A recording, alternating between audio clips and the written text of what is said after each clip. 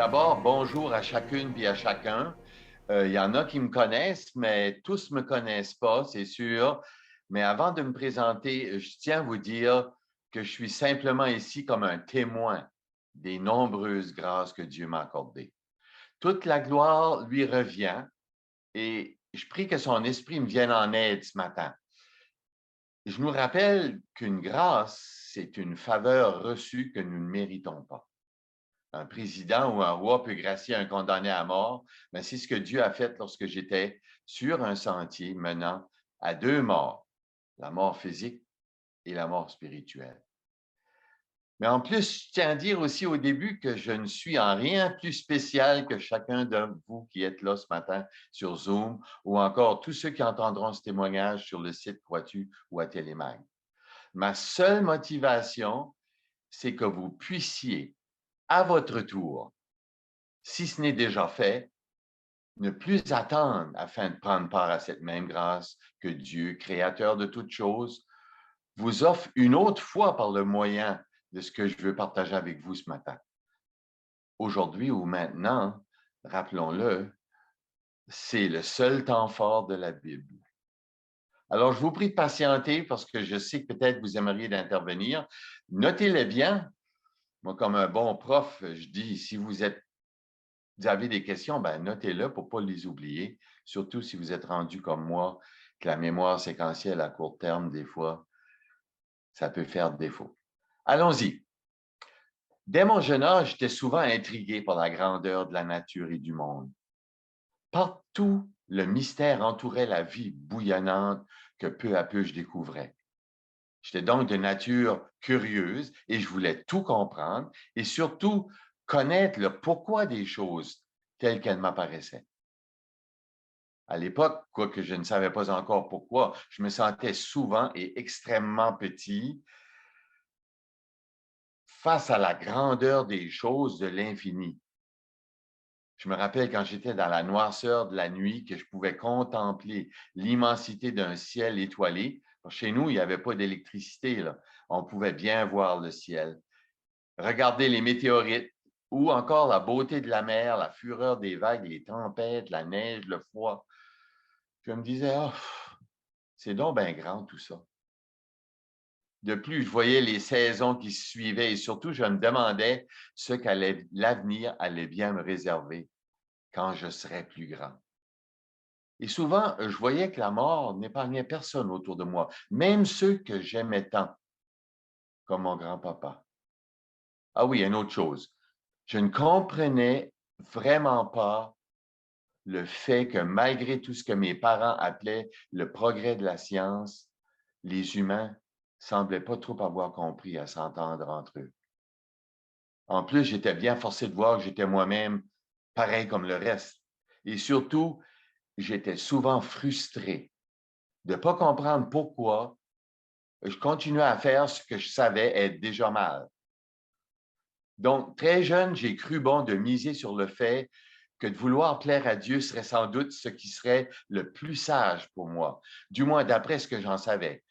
Je voulais servir Dieu selon ce que j'avais compris, comment pouvoir le faire à partir des enseignements reçus dans mon environnement catholique roumain. Aussi, lorsqu'un proche ami m'a fait entendre l'Évangile à l'âge de 32 ans, j'ai longtemps résisté au message. J'étais profondément convaincu d'être bien capable de faire tout ce qu'il faut par moi-même afin de plaire à Dieu, mériter son approbation, puis pourquoi pas, même gagner mon ciel. Dieu est venu plus tard à bout de ces résistances mensongères. Lorsque j'ai progressivement réalisé par la lecture de sa parole, la Bible, que c'était un immense cadeau que Dieu m'offrait par son Fils, selon son plan parfait. Il allait rétablir ce qu'il avait lui-même décidé, lui, le seul capable de le faire, et pour toute l'humanité, une relation saine avec lui et nos semblables, et que c'était finalement à prendre ou à laisser. Mais je vous dis, j'en parle ce matin, mais ce fut véritablement un combat de vie ou de mort. Aujourd'hui, comme dit la chanson, son amour a changé ma vie. Croyez-moi, ceux qui me connaissent ce matin, il y en a plusieurs, ce n'est pas encore fini. Vous voyez devant vous un vrai travail en chantier et Dieu a encore tant à faire jusqu'à mon départ de cette terre afin que je ressemble de plus en plus à Jésus. Mais si je tombe, sa fidélité me relève toujours. Gloire à son Saint-Nom. Lorsque finalement, au bout de moi-même, j'ai reçu le don de Dieu en Jésus, toutes choses sont véritablement devenues nouvelles. C'est comme si j'en fais enfin trouver la chère boîte de mon immense casse-tête, celle-là même où se trouvait l'image que j'avais tant essayé de reconstruire durant toutes ces années. Et depuis, le nombre de toutes les pièces qui devraient théoriquement s'emboîter les unes dans les autres augmente de jour en jour. J'aimerais bien vous en parler plus simplement, du moins c'est mon souhait. J'espère juste vous convaincre à quel point l'amour de Dieu est plus grand que tous les espaces, et comme le cantique le dit, même en l'abîme. Et surtout que Dieu, le Créateur de toutes choses, vous aime personnellement et désire vous voir enfin choisir d'entrer dans sa famille en devenant enfant de Dieu par Jésus. Face au péché, ce n'est pas du tout comme avec le COVID. Le cri du cœur, c'est « abat les masques ». Si vous me permettez, je vais vous tutoyer. De toute manière, vous n'en avez pas trop le choix. Je peux t'expliquer l'Évangile en peu de temps. Écoute, c'est vraiment important. Je dirais même une question de vie ou de mort. D'abord, le mot évangile, ça signifie bonne nouvelle. Il est essentiel de comprendre cette excellente nouvelle, la meilleure, la plus belle et extraordinaire qui soit dans l'univers. Et en plus, c'est la raison d'être de la très grande joie qu'on peut voir chez tous ceux qui y croient. Noël, c'est-tu pas le temps de se le rappeler? Ne penses-tu pas que ce soit encore plus vrai actuellement dans ces temps de COVID, de bouleversements écologiques de toutes sortes, et surtout avec ce que nous entendons dans les médias, Facebook et autres, les séries télé où tout va souvent si mal, qu'il serait enfin temps d'entendre une très bonne nouvelle? Ben moi, de ce temps-ci, j'en ai vraiment besoin. Ah oui, vraiment. Redites-moi encore l'histoire de l'amour de Jésus. La Bible est le seul livre où vous allez trouver tous les détails au sujet de la bonne nouvelle. Croyez-moi, j'ai cherché partout. Attention, la Bible n'est pas un livre de recettes qui nous dit ce que nous devons faire pour gagner le ciel et son salut. Au contraire, la Bible est plutôt le livre qui nous dit ce que Dieu a déjà fait pour que nous puissions, chacune et chacun, être sauvés et entièrement délivrés. Mais vous me direz peut-être, sauvé de quoi? Patientez un petit peu. Vous allez bientôt tout comprendre. La Bible raconte donc ce que Dieu a déjà fait, soit de nous envoyer son propre fils Jésus. Ce Jésus, né à Bethléem et ayant vécu en Galilée du nord d'Israël, a parfaitement accompli pour nous ce que nous n'aurions jamais pu faire par nous-mêmes. Il a entièrement payé notre dette à Dieu pour tout ce que nous avons fait de mal. Il l'a fait pour nous, dans son propre corps, crucifié sur une croix romaine. Il a tout accompli ceci pour nous, en prenant sur lui-même la juste punition que nous devrions tous recevoir du vrai Dieu qui ne peut tolérer le mal. Attends, je vais t'aider à te rappeler de tout ça. Tu pourras bien l'expliquer à ceux que tu aimes, là. Le plan biblique, c'est pas compliqué, c'est 4 mots. 1, 2, 3, 4. C'est pas ma petite vache à mal aux pattes, là. 1, 2, 3, 4 mots. Écoutez bien les mots. Dieu, homme, Christ, réponse. OK? Dieu, homme, Christ, réponse. On peut très bien résumer tout le message de la Bible par 4 lettres. D-H-C-R. OK? Ça fait. Rappelez-vous de ça. Dieu, l'homme, Christ, le Messie juif, l'envoyé de Dieu, Jésus. Et enfin, R, réponse. La mienne, la tienne. D, Dieu a créé les êtres humains à sa ressemblance. Il a voulu qu'ils soient des créatures responsables. En tant que créatures, nous étions censés être en dessous de Dieu, notre Créateur, mais cependant au-dessus de tout le reste. Nous étions censés régner sur la création pour en prendre soin et le faire sous sa direction et l'autorité de sa parole. En plus, nous devions servir de point de contact entre lui et le monde, afin d'y distribuer toutes les bénédictions du ciel. D. OK? H maintenant. C'était censé être ainsi. Mais malheureusement, la Bible raconte comment nos premiers parents, Adam et Ève, ont raté la cible que Dieu leur avait clairement donnée. Ils ont plutôt choisi de se rebeller en désobéissant à la parole du Créateur, sous prétexte de pouvoir devenir, par leur choix, des créatures autonomes, libérées de l'autorité de Dieu. En fait, ils voulaient être des dieux par eux-mêmes et pour eux-mêmes, décidant ainsi de ce qui est bien et de ce qui est mal. À partir de ce moment précis, l'humanité entière a commencé à suivre une spirale descendante, une vraie dégringolade, en s'éloignant de plus en plus de Dieu, de la mission qu'il lui avait confiée.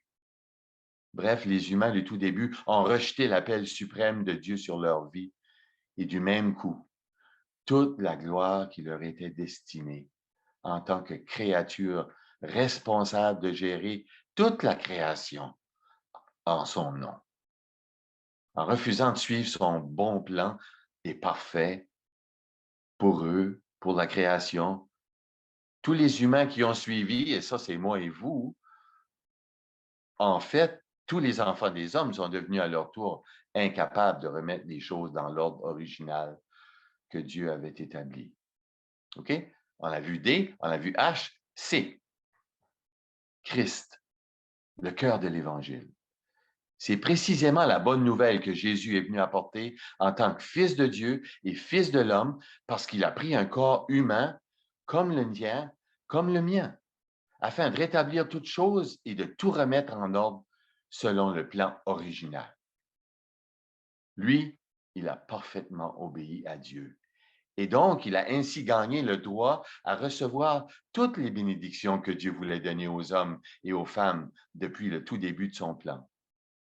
En plus et surtout, par sa mort sacrificielle sur la croix, il a entièrement payé la dette, celle que nous devions tous un jour payer à Dieu pour lui avoir désobéi et refusé de suivre ses commandements.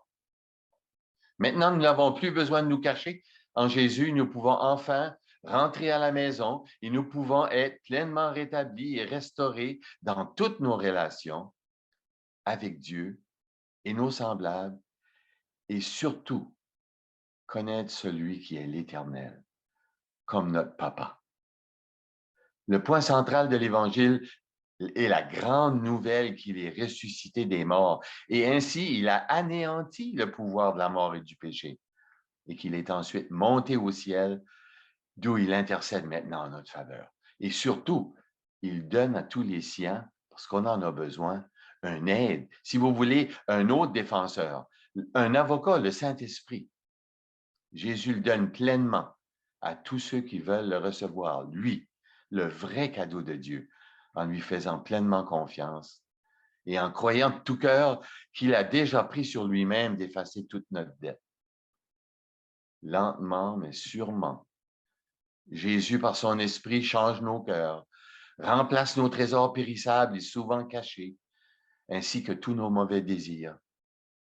Il nous apprend aussi à devenir des enfants qui plaisent à Dieu leur Père, tout comme prévu au début, dans son plan parfait.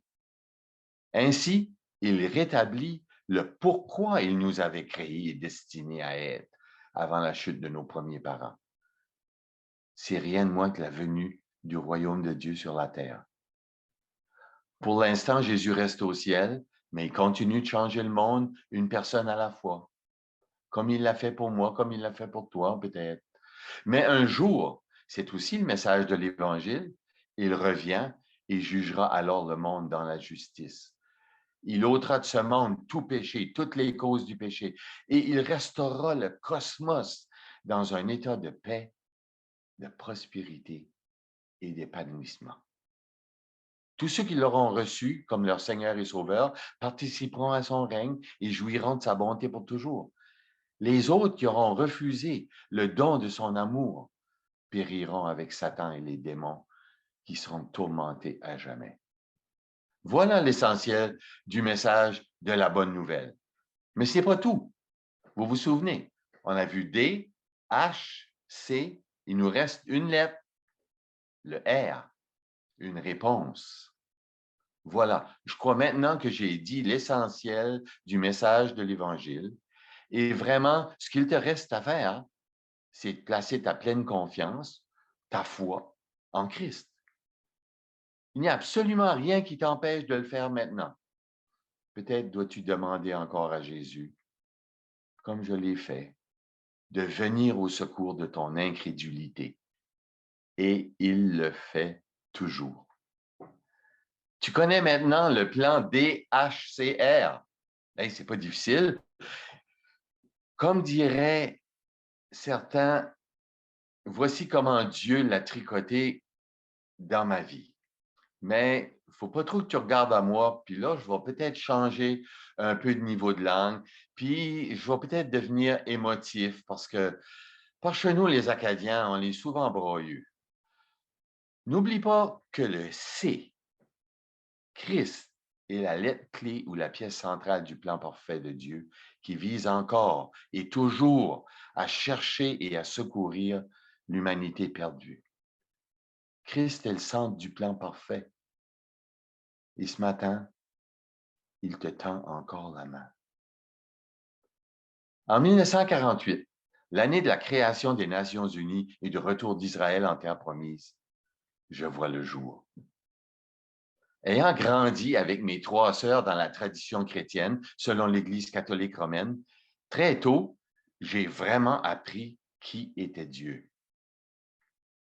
Croyez-moi, j'ai très bien retenu qu'il a tout créé, qu'il sait tout, voit tout, entend tout et qu'il peut tout et qu'en plus, il est partout. Non, mais vous êtes-vous déjà arrêté pour vraiment y penser? Qui est Dieu? Ouf. Moi, quand j'entendais ça, puis j'étais jeune, la tête me virait. Je te dis, là, j'ai pas eu besoin beaucoup de temps, même comme enfant, pour comprendre que Dieu est forcément très différent de moi, de nous autres et de tous les humains qui m'entourent. Il est donc vraiment d'une classe à part, très différent. C'est pourquoi on m'a dit tout de suite et enseigné clairement qu'il est saint, même très saint. En plus, 3 fois saint. Il est unique. Et ce mystère qu'on me révélait alors n'a fait que grandir en moi. Et en plus, on m'a aussi enseigné que nous devions tous lui rendre des comptes. Oui, oui, des comptes. Je ne pourrais jamais me cacher pour ce jour-là. Et même rendre des comptes sur tout. Toutes mes pensées, toutes mes paroles, toutes mes actions et les raisons pourquoi je les ai faites. On dirait dans les mots d'aujourd'hui, là, pour moi, simplement fréquent. Non, mais trouves-tu pas ça? Puisque rien ne lui échappe. Assez tôt, je vois bien que c'est absolument niaiseux que je cherche encore à me cacher. Pourquoi je veux me cacher? Ben, c'est parce que j'écoute pas toujours mes parents, les enseignants. J'aime bien faire crier mes 3 sœurs, jouer des tours, rire des autres, et qu'en plus, je volais. Puis pas seulement des bonbons ou des galettes dans le temps des fêtes, là. Puis après ça, je devais bien mentir pour couvrir mes mauvais coups, puis pas me faire prendre. Vous le savez peut-être, à moins que vous êtes déjà parfait, que malgré toutes ces stratégies pas très lumineuses, on finit parfois par se faire prendre. OK, je le sais, aujourd'hui, on ne fait plus cela, mais moi, c'est souvent par le siège ou le bout des doigts que la sagesse est entrée en moi. Et souvent, comme vous le dites au Québec, ça l'a parfois dû chauffer. Bien sûr, j'essayais tout le temps de me racheter, de faire des pénitences données par le prêtre, les retenues par les enseignants, les profs, mes parents. pour être pardonné. Mais malgré tout ça, on réalise assez vite qu'on est comme un hamster ou un rat qui fait juste tourner en rond dans sa cage. À ce moment-là de ma vie, je n'arrive pas toujours à suivre la consigne et j'aime bien être le clown du groupe. Mais au fond de moi, là, je suis souvent triste et je voudrais vraiment plaire à tout prix. Surtout que les comptes à rendre un jour à Dieu étaient de plus en plus souvent mon cauchemar. Mais quand même, je croyais pouvoir m'en sortir. Après tout, je servais la messe. La nuit, je me levais, je faisais du feu quand il faisait prêt à geler, je mettais du bois dans le poêle. Ah, j'étais pas si méchant que ça, après tout, que je me disais. En 9e année, je voulais vraiment prendre le large. J'étais tanné de ces choses-là que je vivais. Oui, je réussissais bien à l'école, mais je vivais parfois à la maison, comme à l'école, des choses que je trouvais vraiment difficiles. Bon, puis en plus, je voulais vivre ma vie. Un jour, j'ai entendu par mon oncle Armand, qui était prêtre, qu'on allait bientôt ouvrir un petit séminaire flambant neuf à Bathurst. Ainsi, ceux qu'ils voudraient pourraient étudier pendant tout leur secondaire et ensuite faire leur baccalauréat au collège de Bathurst sur la butte, tout en regardant de plus près ce que pourrait être une vie de service dans l'Église, plus précisément dans le clergé. J'aimais bien cette vie-là, moi, plus ordonnée, plus protégée après tout. On avait de bons profs et des petites classes. On pouvait pratiquer tous les sports dans un beau gymnase neuf, apprendre la musique au collège de Bathurst, pas très loin, et bien d'autres choses intéressantes touchant la découverte du monde et des dimensions spirituelles de la vie au service de Dieu. Je passe vite, mais je suis resté là près de 6 ans. Et puis, une de ces soirées de pleine lune d'automne, en patinant avec une belle demoiselle, une voisine tout proche du séminaire, j'ai commencé à me poser de sérieuses questions si j'étais vraiment fait pour le célibat. Un courant électrique bizarre m'avait traversé pour la première fois. Ça m'a fait tout remettre en question. Finalement, je voyais bien que je ne voulais pas promettre de faire ce que je croyais en plus, qui n'était pas tout à fait selon la nature humaine, puis que ça allait me demander encore beaucoup plus de réflexion. Donc, je suis déménagé au collège dans une résidence sur le campus. J'ai terminé mon bac à Bathurst, puis j'ai décidé d'aller étudier la musique à Montréal. J'ai fait pas mal de tournées partout au Canada, surtout avec des artistes acadiens. Une fois, alors que j'étais revenu chez mon père entre 2 séries de spectacles, le directeur de la polyvalente m'a demandé si je voulais bien remplacer un prof de maths qui était malade. Et finalement, je suis resté là 19 ans, tout en continuant de la musique. Entre tout ça, en 1972, c'est pas la moindre des choses de ma vie, j'ai rencontré mon épouse Carmen. Puis, on a décidé de nous marier, puis on a eu 2 enfants avant d'en adopter 2 autres. C'est à ce moment précis de ma vie que Dieu est soudainement revenu dans le portrait. Mon ami guitariste avec qui je travaillais souvent en tant que bassiste a si changé et si vite changé que j'ai demandé qu'est-ce qui arrivait. J'ai dit, c'est quoi l'affaire? Un jour, je lui ai dit, t'es plus le même. Qu'est-ce qui se passe avec toi? C'est alors qu'il a commencé à me témoigner de sa rencontre toute récente avec Jésus et que finalement, il avait décidé de lui donner sa vie. Ah, j'ai vite répondu, ah oui, je sais tout ça, moi, cette affaire-là. Je connais bien ça, je suis allé au petit séminaire 6 ans. Ensuite, il s'est empressé de me poser la question qui tue. As-tu déjà lu la Bible par toi-même? Oui, oui, par toi-même. Je lui ai donné toutes sortes de réponses évasives. Puis, il est revenu avec la mitraillette, la plus grosse ammunition. Dis-moi simplement oui ou non. Est-ce que tu as déjà pris le temps de t'asseoir avec ta grosse Bible de Jérusalem que tu avais au petit séminaire, celle-là que tu m'as dit que tu as ramassée dans le grenier depuis des années, et puis en commençant par le Nouveau Testament, commence pas par l'Ancien, c'est un peu dur à comprendre. Lire les 4 évangiles, les Actes des Apôtres, les différentes lettres, et l'Apocalypse. Oui ou non? Après un long silence, il a ajouté d'un air sérieux, surtout Robert, avant de lire, c'est très important.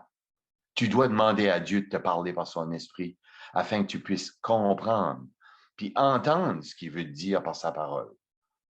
Autrement de ça, ben, ça sera juste comme tous ces nombreux livres que tu as déjà lus. Tu m'as dit que tu n'avais lu 700-800, je ne sais pas. Ben, j'ai dû dire non à sa question. En plus, il a ajouté sur un ton très calme. Mon cher Robert, je ne veux pas te faire de peine à un ami comme toi.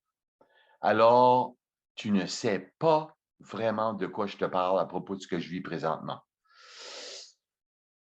Ce jour-là, mon orgueil en a bien pris pour son rhume. Il a continué. Essaye. Tu n'as rien à perdre. Ensuite, tu verras bien comment, d'après ce que tu vas lire, puis ce que tu vas retenir, on pourra s'en parler. Tu me diras ce que tu en penses. Moi, je vous ai vite raconté ma petite histoire. Là. Mais c'est là qu'a vraiment commencé la rencontre de mon D. Vous vous souvenez, DHCR? Là, j'ai commencé à fréquenter Dieu de plus près. Ce que je dis, c'est que j'ai enfin pu le trouver. Et surtout avec l'aide de l'Esprit Saint, je voyais bien clairement la grande logique et la cohérence éclatante dans le message de la Bible. Moi, j'étais un prof de maths et c'était du solide. On ne m'avait jamais fait comprendre ça comme je le découvrais. Je voudrais vous décrire en détail ce que j'ai vécu pendant ces semaines avant de revoir Claude puis de lui partager ce que j'avais vécu. On en aurait pour des heures. Mais ce n'était que le début. J'ai continué à lire. C'était comme un grand roman d'aventure. Je te dis, je mangeais la Bible. Disons que peu à peu, le H m'est rentré dedans. Oui, le D, mais le H. Ma vie en tant qu'être humain devant Dieu défilait.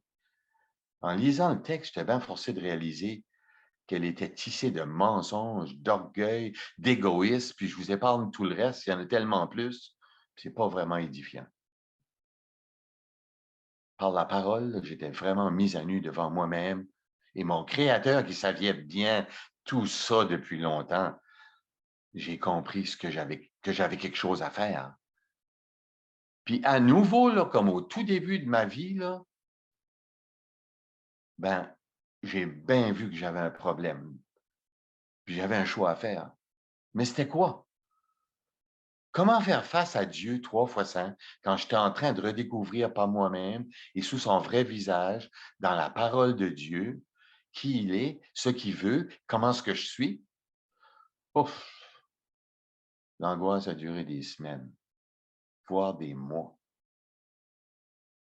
Et puis, à force de lire et de chercher, le C est apparu.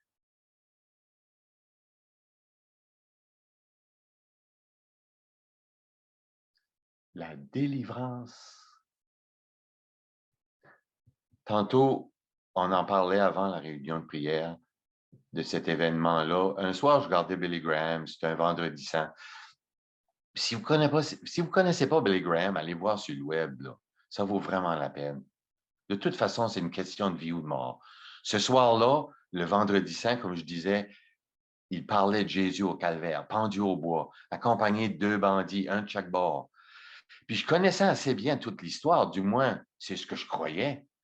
Mais quand le pasteur Billy Graham a montré ce qu'était véritablement un changement d'idée qui mène à Jésus, wow!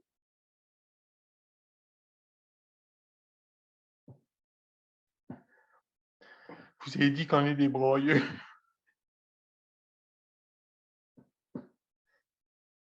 Ce soir-là, il y a une grande lumière qui s'est allumée. Ce larron, comme on dit dans certaines traductions, là, il a soudainement réalisé que lui et son copain, là, il avait ce qu'il méritait, leur crime. Mais Jésus, il n'avait rien fait, lui, qui mérite ça. Puis en plus, il partageait ce même supplice-là. Il a fait taire son chum parce qu'il se moquait, puis il a simplement regardé à Jésus puis il a demandé, en voyant l'affiche que Pilate avait fait écrire dans 3 langues, là, placée au-dessus de sa tête. Il a demandé, « Souviens-toi de moi. »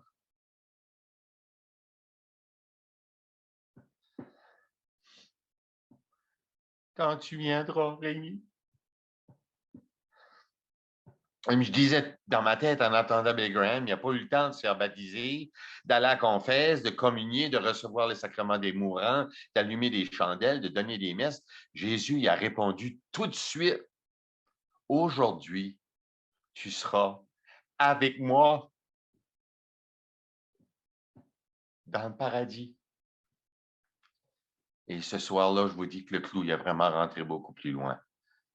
Moi non plus, et je le voyais bien, je ne pourrais jamais rien faire pour mériter quoi que ce soit de la part de Dieu, sinon sa miséricorde et sa grâce, comme ce voleur-là. Ce brigand-là, il était attaché à cause de ses propres fautes. Il pouvait juste supplier Dieu, puis ça tournait vers Jésus. Mais je me disais, Jésus est-il vraiment le seul qui puisse sauver? Il serait donc, comme je l'avais déjà vu plusieurs fois dans mes lectures, le seul moyen de salut, le chemin, la vérité et la vie. Puis mes pensées se viraient dans ma tête. Ah, qu'est-ce qui arrive avec les autres religions? J'avais déjà essayé de sonder ça, moi, en étant bien sûr que j'allais trouver Bouddha, Rama, Krishna, Pythagore, Platon, Krishna, Murti, Toff. Quelqu'un devrait bien avoir les réponses que je me disais pour me permettre de combler ce vide-là que j'avais en dedans de moi. Puis ce vide-là, il faisait de plus en plus mal. Oui, j'avais ce que tout le monde cherche. Une bonne job, un enseignant, et après tout, une maison, une famille, la reconnaissance, des loisirs. Mais ce vide-là, il s'en allait pas, là. Puis l'angoisse agrandissait. J'essayais bien de cacher ça par toutes sortes de moyens pour calmer mon cœur en secret. Des choses dont j'ai honte aujourd'hui. Et puis, en août 1980, je comprenais intellectuellement ce que disait la Bible, le D, le H, le C, mais soudain, le R s'est pointé. Moi, j'avais continué à lire la Bible, matin et soir. Ce matin-là, j'étais en train de lire l'Évangile de Jean, au premier chapitre. Puis là, je me suis rappelé, et je connaissais tout ça en latin, moi. J'avais si souvent entendu lire le prêtre à la fin de la messe en latin que j'avais appris ça par cœur comme un perroquet. In principio erat verbum, et verbum erat apodeus, et deus erat verbum. Ok, erat in principio. Je savais ça par cœur. Wow! J'en venais pas de lire le passage en français. C'est comme si je le lisais pour la première fois. Clairement, Jésus, c'est Dieu. Il est le créateur du ciel et de la terre. Et là, j'ai continué à lire. Ça, c'est vraiment ce qui est arrivé. Il y a un homme envoyé de Dieu. Son nom était Jean, Jean-Baptiste. Il vint pour servir de témoin, comme moi je le fais ce matin, pour rendre témoignage à la lumière afin que tous puissent croire par lui. C'est pas lui qui était la lumière. Il est venu pour rendre témoignage à la lumière. Cette lumière-là, c'était Jésus, la parole de Dieu fait homme, qui, en venant dans le monde, éclaire tout homme. Elle était dans le monde. Tout le monde, celui qui l'a créé. Puis il l'a pas reconnu, le monde. Puis elle, toujours la parole de Dieu, elle est venue chez les siens. Les siens, c'est les Juifs, ceux qui ont reçu les promesses du Messie à venir. Donc, ses propres compatriotes ne l'ont point reçu. Mais écoutez le plus beau des mais au monde. Pas des METS, là, mais des MAIS. Mais à tous ceux qui l'ont reçu, à ceux qui croient en son nom, les reçus, les crus, elle a donné le pouvoir ou la capacité ou le privilège de devenir enfants de Dieu, lesquels sont nés non du sang, ni de la volonté de la chair, ni de la volonté de l'homme, mais de Dieu. La nouvelle naissance que j'avais lue, dont Jésus parlait à Nicodème. Là, je me suis dit, c'est ça que je dois faire. Je n'ai qu'à recevoir cette parole. Je m'ai cassé la tête assez longtemps. Jésus est la lumière du monde, puis tout simplement croire en lui. le seul qui peut me donner d'entrer pleinement, puis gratuitement dans la famille de Dieu. Après tout, je ne l'ai jamais fait. Vraiment? Ben, je l'ai fait ce matin-là. Un cadeau, c'est un cadeau, je l'ai reçu. Puis Jésus, à ce moment-là, m'a sauvé pour toujours. C'est différent chez chacun. Mais moi, j'avais mémorisé des versets, puis tout d'un coup, ça s'est mis à popper dans ma tête, ça, puis à dégringoler. C'est par la grâce que vous êtes sauvés, par le moyen de la foi. Ça ne vient pas de vous, c'est le don de Dieu. Ce n'est pas par les œuvres où personne puisse se vanter. Tous ont péché. Puis moi, le premier, ils sont privés de la gloire de Dieu, mais ils sont gratuitement déclarés justes par sa grâce, par le moyen de la libération qui se trouve en Jésus. Ouais, la porte était grande ouverte. Mais je ne suis pas un fou, je suis rentré. Puis là, j'ai ressenti une paix m'envahir. Moi, je n'avais jamais vécu rien de semblable, là. J'avais une soudaine assurance que Dieu, le vrai Dieu, que je saisissais encore à peine, m'avait accueilli puis qu'il ne m'abandonnerait jamais. J'avais pu me casser la tête pour chercher où se trouve la solution du problème humain. J'avais reçu l'Évangile. Je venais de naître de nouveau. J'étais si excité là, que je tentais de dire à tout le monde qui était près de moi qu'est-ce qui venait de m'arriver. Oh, une grande joie m'a envahi. Il me disait, qu'est-ce qui t'arrive? T'es capoté, qu'est-ce que tu fumes? Quoi, c'est ça? Mon épouse pensait que j'étais parti sur un autre buzz, comme pour Jiddu Krishnamurti, comme le dernier avant, ou un autre philosophe. Oh, elle ne comprend pas. Je me suis dit, ben, je vais prier pour que Dieu y ouvre les yeux comme il venait de le faire pour moi. C'est l'esprit qui convainc de péché, de justice, puis de jugement. Moi, je vais attendre. Je me suis dit, au moins, je vais en parler à un ami qui est prêtre, qui était mon prof au séminaire. Puis j'ai fait part de mon cheminement, puis ce que je venais de vivre. Hey, vous ne savez pas ce qu'il m'a dit? Tu parles comme un protestant. Wesh! Qu'est-ce qui se passe? Ah là, mes problèmes ont vraiment commencé. Je voyais de plus en plus à quel point ceux qui se disent chrétiens sont divisés par des questions de doctrine, des opinions qui divisent, mais ils ne semblent pas connaître Jésus comme je venais tout juste de le comprendre. À quelle place qu'est l'amour et l'unité dont Jésus nous parlait si clairement dans l'Évangile de Jean puis ailleurs? J'ai décidé de continuer à lire la Bible. Assez triste que l'épanouissement du début s'était vite dissipé. Mais où était la vie épanouie que Jésus promet à ses disciples? Oui, j'ai vite découvert qu'aucune religion, même chrétienne, peut sauver un pécheur comme moi. Je ne voulais plus de religion. Plus pantoute. Une véritable relation avec Dieu, c'est ce que je voulais. Puis c'est précisément le chemin qui était devant moi par le sang de Jésus. Plus je lisais, plus les choses devenaient claires. Quand Jésus était mort, j'ai lu que le voile qui séparait le lieu saint du lieu très saint dans le temple à Jérusalem, Dieu lui-même l'avait déchiré du haut en bas quand Jésus a remis son esprit entre ses mains. Ce voile-là, là, ce n'était pas un morceau de cellophane, là, puis un sac de lait. C'était pratiquement indéchirable. C'était si épais que personne ne pouvait le déchirer. Mais c'était le message dont j'avais besoin. Dieu calmait mon cœur, puis il me disait, casse-toi pas la tête, je m'occupe de toi. Puis je termine rapidement en disant que peu après, Carmen a compris l'Évangile et a reçu le don de Dieu. Puis on a vite découvert qu'il y en avait d'autres personnes autour de nous autres que je croyais que ça n'arrivait pas, mais ils comprenaient l'Évangile. Et là, j'étais content, je n'étais pas le seul qui venait de capoter. Du même coup, il y avait tellement de points secondaires comme la tenue vestimentaire, les cheveux, les événements de la fin des temps, le retour du Seigneur, le don des langues, qui prenaient une place qui, selon moi, était trop importante, qu'avec un groupe d'amis en Jésus, on a décidé pendant plusieurs mois, même plus qu'un an, d'effectuer des recherches sur toutes ces choses-là, puis de voir quelle direction que le Seigneur allait nous donner. L'amour et l'unité, c'est ce qui nous paraissait être, selon Jésus, des signes qui allaient permettre au monde de voir qu'on est vraiment ses disciples. Puis même que Jésus a été envoyé par le Père pour mettre en place une nouvelle humanité qui allait commencer avec lui, le nouvel Adam.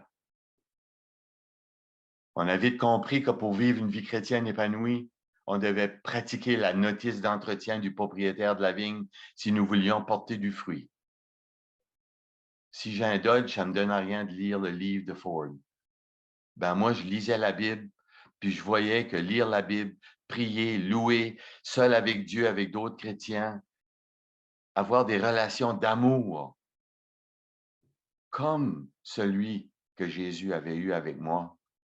Pas juste parler de la pluie, puis du beau temps, puis des skidoo, puis vivre dans la présence de Dieu, puis être solidement planté dans la maison de l'Éternel. J'ai vite vu que ceux qui ne suivaient pas ce régime divin-là, pour des humains en chantier, ben, ne pouvaient pas porter du fruit, puis ils dépérissaient pas mal vite. Bon, je m'arrête là parce que j'ai assez bavassé, là. Maintenant, c'est votre tour, mais n'oubliez pas, là, vous avez un R une fois que le DHC est annoncé. Puis c'est ce que je voulais faire.